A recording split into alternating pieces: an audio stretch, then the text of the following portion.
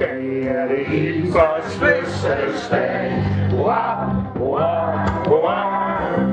Den store mand, han bliver 70, og derfor skal han have en værtsfest. Stor Paris og bøf og dejlig rødvin til.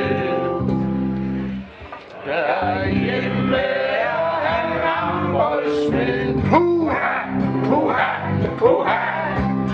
Han knokler dagen lang i sved. En fødselsdag, den skal have fred. Det store Paris og bøf og dejlig rødvin til.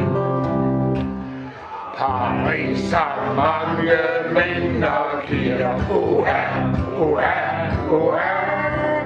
Og dyre drinks og frække piger med Janne larm og lirve store viser bøf og dejlig rødvin til. Vi siger tak for flybillet.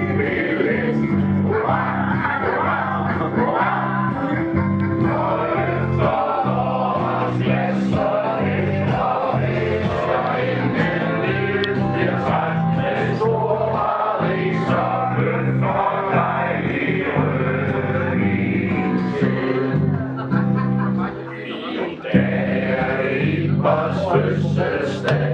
Hurra, hurra, hurra. Til lykke siger vi julesigt. Margrethe Benedikt med stor Paris og bøf og dejlig rødvin til. Ja, I skal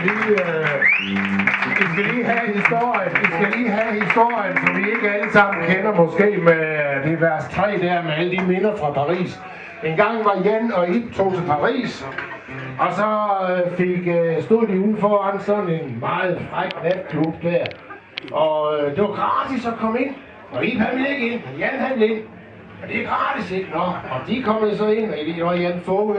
Og så straks sad der 2 lækre damer op der, og Jan han var jo verdensmanden, så han skulle jo give drink, ikke, og så videre.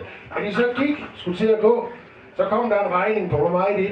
850 frank. 850 frank. Og det havde de ikke, de havde ikke de penge, det var før kreditkortets tid. Så forlydende var, at de vaskede op i 14 dage i Paris der. Jamen, jeg tænker lige, skal I ikke længere leve? Jo! Ja? Er vi klar, mine damer og herrer? Ip, ip! Hurra! Ip, ip! Ip, ip! Og så er det lange.